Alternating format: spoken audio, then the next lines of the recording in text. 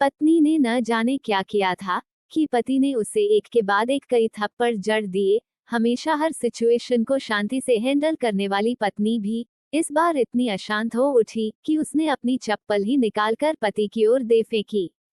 चप्पल पति के बालों को छूते हुए निकल गई।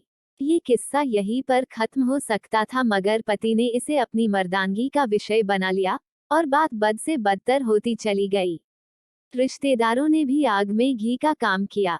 किसी ने कहा, जो औरत अपने पति को चप्पल से मार सकती है वो न ही तो वफादार हो सकती है और न ही पतिव्रता। ऐसी औरत परिवार ही नहीं पूरे समाज पर कलंक की तरह है। बीवी के पक्ष वाले कहा पीछे रहने वाले थे। किसी ने कहा 21वीं सदी में भी जो स्त्री के साथ मारपीट करते हैं उन्हें तो जेल भेज देना चाहिए। तो कोई कहता जरूर उसको कोई और पसंद आ गई होगी, इसलिए अब पत्नी से मारपीट करने लगा है। बात कोर्ट तक पहुंच गई। दोनों पक्षों ने एक दूसरे के खिलाफ केस फाइल कर दिया।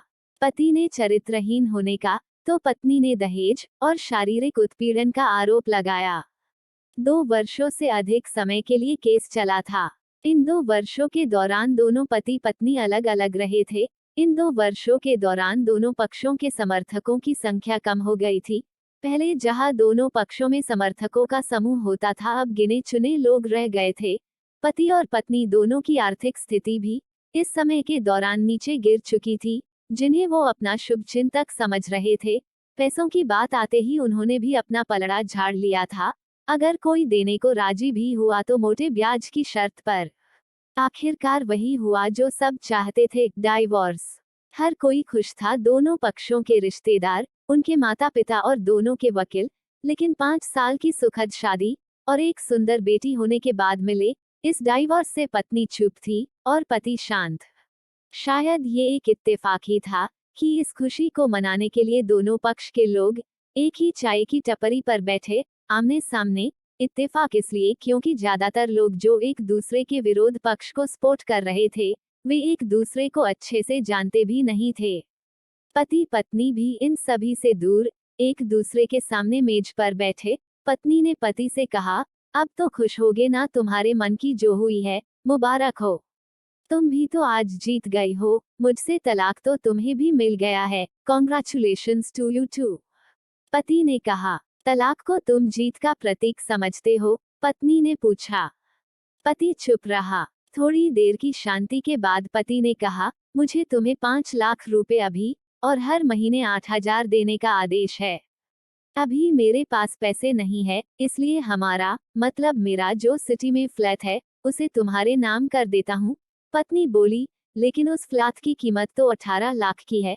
हाँ, लेकिन हमारी बेटी तुम्हारे साथ है और आगे जाके उसके खर्चे भी बढ़ेंगे, तुम्हें थोड़ी आसानी होगी। पति ने कहा, नहीं नहीं, मुझे सिर्फ 5 लाख ही देना और तुम हर महीने 8,000 तो देने ही वाले हो, मैं मैनेज कर लूंगी। अगर 5 लाख नहीं है तब भी कोई बात नहीं, पत्नी बोली। दोनों फिर से शांत हो गए। पति सोचने लगा, कितनी भोली और समझदार है ये औरत, जो कुछ समय पहले तक मेरी पत्नी थी और अब अनजान। ये वही है जो कम से कम खर्चे में घर चलाती और पैसे बचाकर मेरे जन्मदिन और बर्थडे पर हमेशा मेरे लिए नए कपड़े खरीद लाती। कभी बीमार भी हो जाती तो पैसे बचाने के लिए मुझे मालूम ना होने देती और घरेलू नुस्खों से अपना इलाज कर लेती।